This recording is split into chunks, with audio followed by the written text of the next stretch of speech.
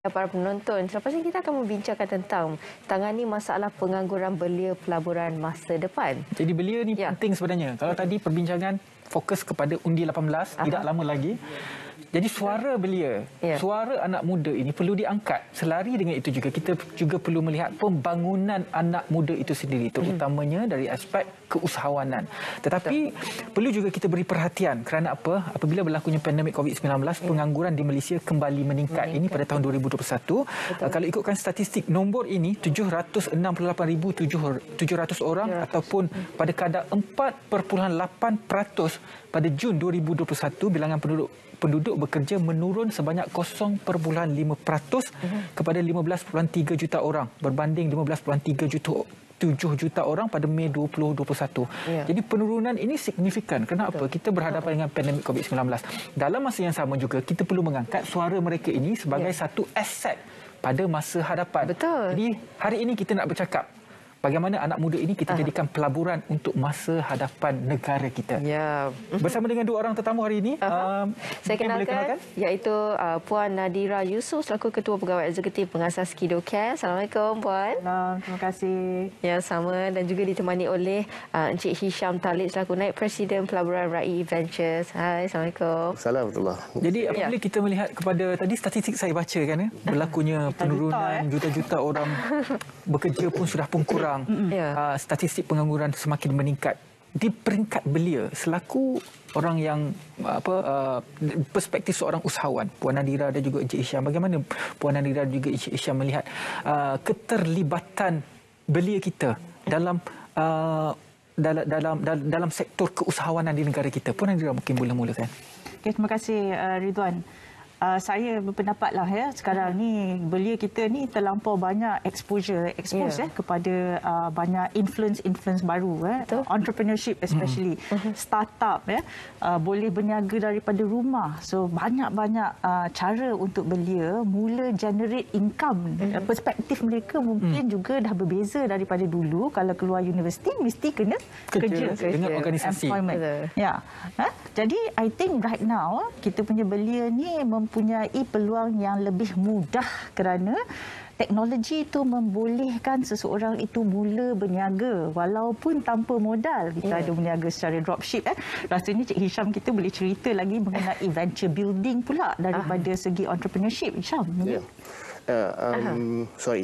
I think untuk usahawan yang baru bermula lah yang anak-anak muda atau belia yang ingin berkecimpung dalam keusahawanan, buka bisnes, memang untuk the barrier to entry tu memang very low sekarang ni. And then in fact bukan saja untuk membina, tapi untuk membesarkan bisnes mereka pun sekarang ni makin lama makin kosnya makin rendah. Right? So kami ni Rai Ventures, kami membantu usahawan-usahawan ni untuk mengembangkan mereka sayap mereka lah secara langsung. Okey, antara perkara yang Rai Ventures lakukan bagi membantu belia ni, sebab kalau kita lihat memang belia dia lebih ke arah usahawan sekarang ini kan. Dunia pun semakin teknologi semakin canggih sebagainya, dan kemudahan untuk berniaga di platform online pun sangat mudah. Jadi apa peranan Rai Ventures sendiri? So untuk kami our motto is simple. A successful business is as good as the ecosystem it belongs to. That means bisnes tu tak boleh dia sendirian saja. Dia mereka mesti dalam satu ekosistem, satu network dan ekosistem, right? So that's why we come in. We provide the bantuan dari segi ekosistem, dari marketing, dari product development kepada investment, funding. Baik. Puan Nadira sendiri pengasas kepada Kido Care. Jadi Kido Care ini satu perniagaan yang orang kata dia train neni. Train penjaga budak-budak, kanak-kanak dan sebagainya. Kalau dahulu apabila kita masuk dalam elemen pekerjaan adalah orang ingin menghasilkan individu yang boleh bekerja dalam tenaga mahir, ada degree dalam bidang sesuatu, menjadi tenaga. Tetapi dulu orang tak pandang sebagai penjaga bayi itu merupakan satu tenaga mahir. Jadi macam mana shifting, peralihan perubahan situasi kerja di Malaysia ini sudah pun berlaku? Ini bukan saja di Malaysia tau Ridwan. I think globally kan kita punya economy has shifted. Dan contohnya I like to talk about childcare lah pasal kebetulan childcare dekat situ kan. But I think childcare ni merupakan satu bidang yang industri yang kita perlu tengok kembali.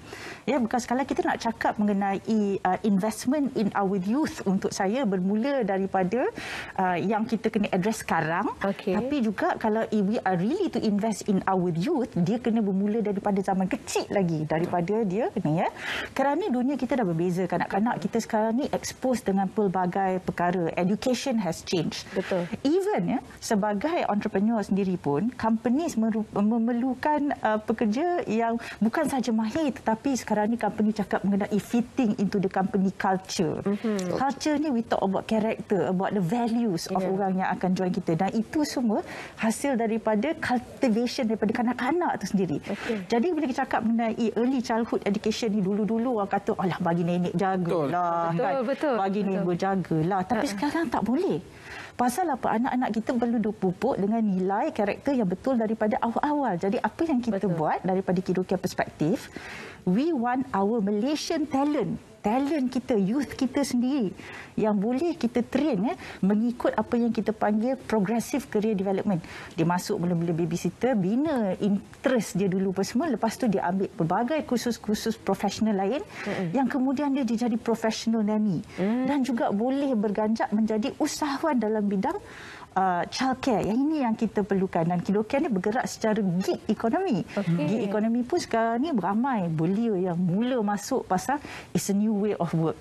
Flexibility, boleh kerja anytime, duit boleh buat ikut sukalah, you kerja, you buat ini.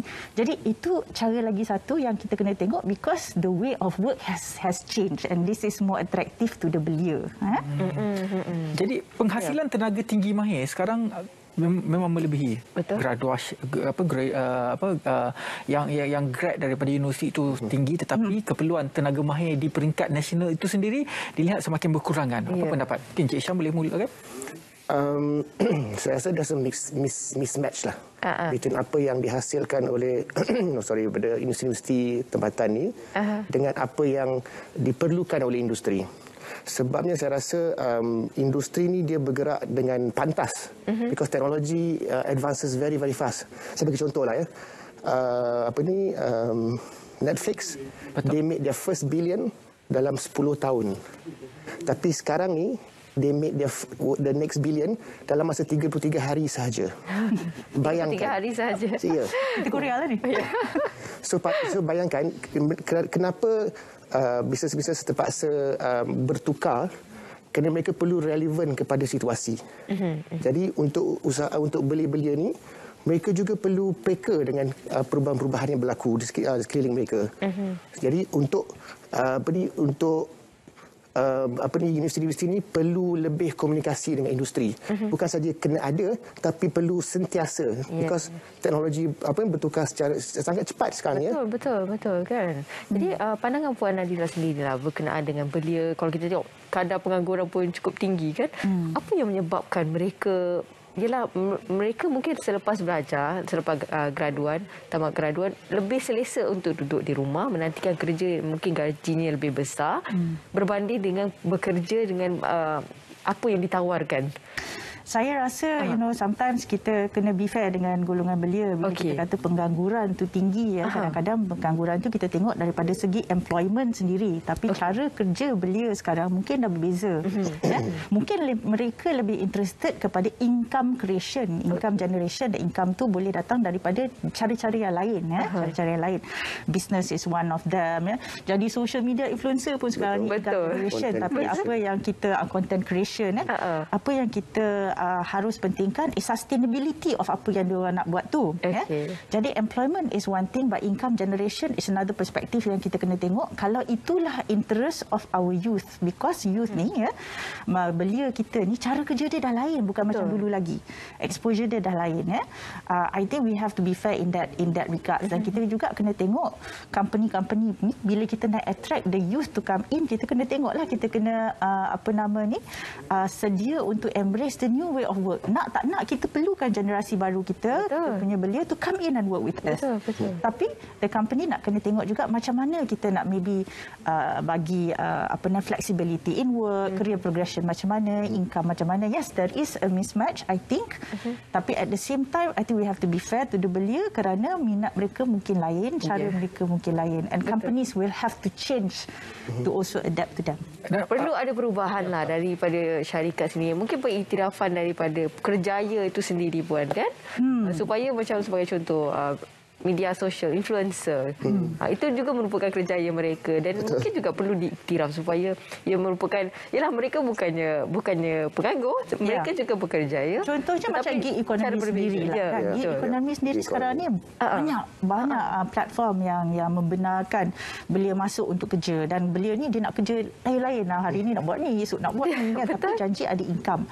Apa yang kita perlukan adalah maybe to look at the gig economy platform and tengok macam mana kita nak become more responsible in terms of membenarkan mereka ada career development, ada social safety net, ada jangka panjang dia punya pertumbuhan tu, kerana ini merupakan satu bidang yang youth are interested in. Betul. So macam mana kita kena tengok juga gig economy ni bukan saja kerja low level tapi professionally pun boleh juga kat situ. It becomes an entry point before you go to a bigger punya segmen lah. Maksudnya dalam dunia sekarang kita dah tak boleh nak strukturkan, nak kastakan pekerjaan itu semua. Kerana pada zaman dahulu pekerjaan yang orang tengok dekat bawah itu mungkin berada di bawah, tapi zaman sekarang semua sudah menjadi sama rata. Ia berkaitan dengan ruang dan juga peluang yang telah pun disediakan yang wujud sekarang. Jadi macam mana dengan usaha-usaha yang ada dalam Malaysia sekarang, especially dalam usaha yang dibantu oleh kerajaan, pelbagai pakej rangsangan ekonomi kepada belia dan sebagainya untuk memulakan perniagaan dan sebagainya, boleh ditambah baik lagi untuk kita memastikan pelaburan kita untuk belia ini merupakan satu pelaburan masa hadapan. Mungkin Cik Syam boleh mulakan, selepas itu Encik Puan Nadira. Saya rasa program-program memang ada. Dari segi program kerajaan atau program-program pihak swasta ada. Tapi saya rasa more importantly is actually from the angle of the belia themselves lah. Dia kena sedar walaupun mereka ni berpendidikan contohnya lah aeronautical engineer lah ya, dia tinggi, tapi sekarang ni masa MCO hari tu memang orang tak fly, so keperluan mereka memang sangat kurang. But what can they do? So they have to understand, dia kena ikuti course short courses just untuk mereka menjadi more kompetitif. Tak semestinya awak jadi aeronautical engineer tak boleh buat digital marketing. Contohnya bukan tak boleh buat content creation kan. So semua ni ia datang daripada mereka. It has to come from them. They need to be macam entrepreneurial spirit tu. Diorang kena ada nak membantu untuk macam mana mereka menjadi kompetitif. Macam itulah. Pandangan Puan Nadira?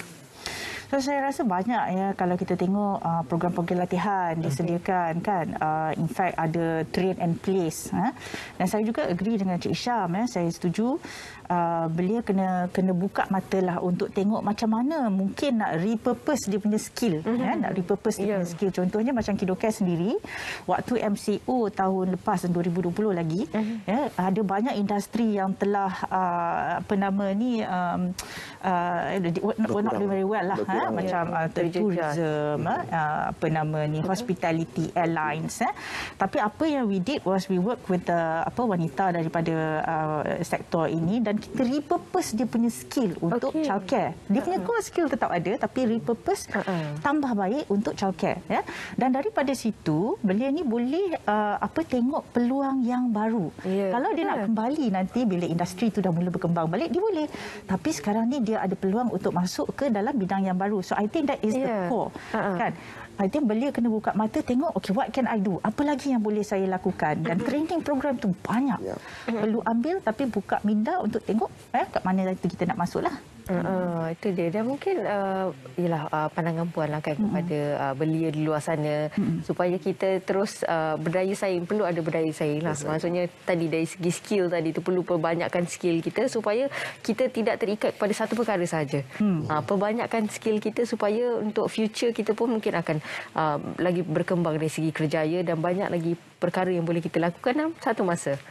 Pendapat Puan bagaimana? Saya rasa bukan saja skill sekarang ni tahu. Pasal companies pun dengan digital technologies ni, kita ni expose kepada global talent. Kita nak ambil talent pun kita senang aja nak employ daripada luar kan. So rasanya kita punya belia ni pun kena ada that kind of global mindset. Tahu, pasal teknologi ni membolehkan dia juga to offer dia punya servis dan dia punya skill bukan saja di Malaysia, pada tempat-tempat lain juga. Tapi karakter tu kena ada.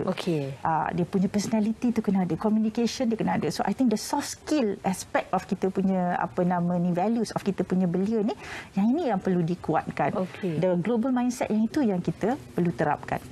Menariknya tentang belia ni, dia perubahan cara kerja itu sangat signifikan. Okey, untuk dia menjadi seorang usahawan dia mestilah berguru macam dengan Puan Nadira, Puan Encik Hisham dan sebagainya kan. Jadi cara orang lebih lama bekerja ni lain. Contohnya dari segi pembagian masa. Anak muda dia tak suka kerja 5-8 ataupun 7-5. Dia tak suka.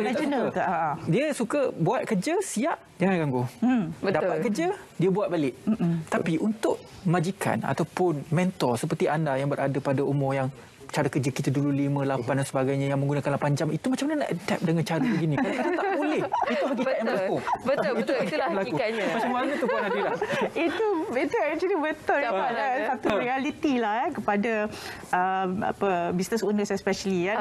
Nak kata taklah senja sangat kan. Tapi yang experience macam lah. Macam tu. Memang kita mula-mula pun macam at first time bila kita terpaksa kerja from home. Macam mana kita nak manage ni? Pasal kita dah biasa dengan staff mesti kena masuk. Waktu kerja tu memang tetap supaya kita boleh nampak apa yang dia buat tu semua kan. Tapi tiba-tiba MCO datang, teknologi is there, kita kena accept working from home. Which is more interesting kepada kita punya golongan belia ni, dia sukalah kerja macam tu kan. So I think companies pun kena embrace owners pun kena embrace dan tengok macam mana kita nak buat deliverable based on KPI mungkin based on deliverables instead of time dan apa yang kita buat macam tu. Kadang-kadang dia lebih efektif. Kita sendiri pun rasa dalam company kita it becomes more efficient. Pasal dah ditentukan hari tu kena deliver yang ni, hari ni kena deliver yang ini. So whatever time yang dia ambil tu dia nak ambil cepat-cepat pasal lepas tu dia nak buat benda lain kan. So this becomes I think pendorong juga sebenarnya untuk the golongan belia to come in dan company to embrace the new way of work. Benda ni kita nak kena terima lah. And technology can help us to do that. Sebab negara luar culture dia dah lain. Dah kerja depan pantai.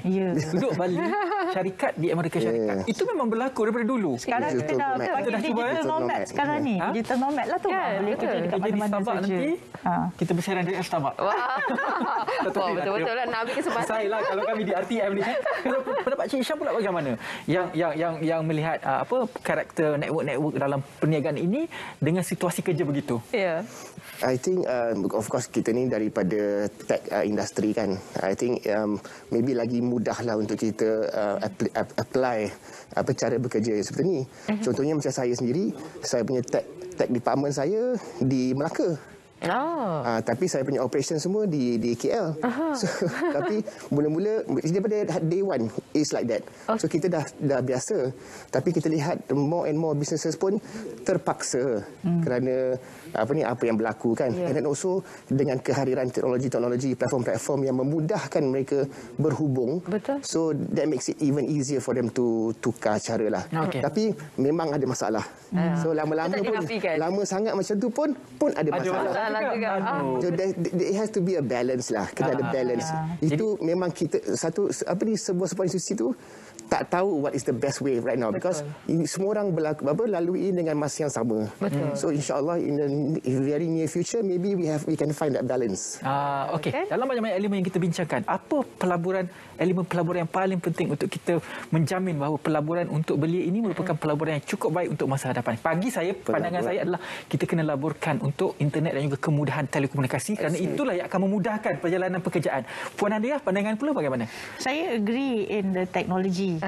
Betul, kita kena invest in the technology for our belia, tetapi juga kita kena invest macam mana belia tu boleh memaksimumkan teknologi yang ada. Itu betul. paling penting. Kan? How kalau you ada device, macam mana you boleh dapat skill daripada device tu. Kalau you ada device, macam mana you boleh dapat income daripada device tu. Macam mana you nak build character daripada device tu. Itu yang lebih penting sebenarnya teknologi tu. Dan I think that kind of exposure dan that kind of bantuan lah perlu lebih diketengahkan ataupun diwawakan. Semacam contohnya kalau nak buat digital businesses ada cara-cara dia, ada tempat-tempat untuk dia tuju. Bukan nak start aja tapi nak sustain bisnes tu lagi satu hal. Itu satu cabaran. Nak start pun satu cabaran.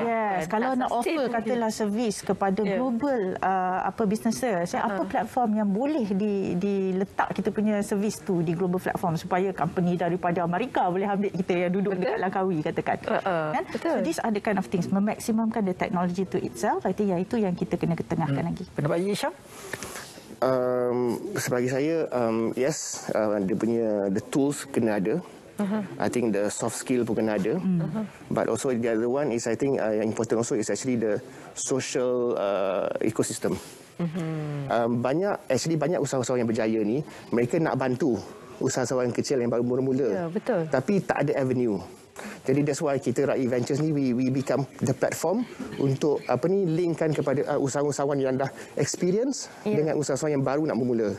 In fact, kita akan buat satu competition next month ni. So you think you can pitch? Senang je. 2-3 minit bercakap, pitch pasal idea. Bukan bermakna dia kena ada bisnes. Dia ada idea bisnes pun cukup. Idea sahaja. 2-3 minit saja boleh dapat 1 juta pula. RM1,000 cash. Itu dia. So boleh di luar sana, kalau you ada business idea, datang kepada kami punya platform social media, and then boleh click on the link and boleh apply. Itu dia. Terima kasih. Pelaburannya tools, internet, skills dan juga ekosistem. Ia merupakan satu pelaburan yang cukup baik untuk masa depan belia kita. Terima kasih kepada kedua-dua tetamu kita pada hari ini, Puan Nadira Yusof, Ketua Pegawai Eksekutif Pengasas KidoCare, dan juga Encik Hisham Talib, Naib Presiden Pelaburan RAI Ventures bersama dengan kita. Selamat pagi Malaysia.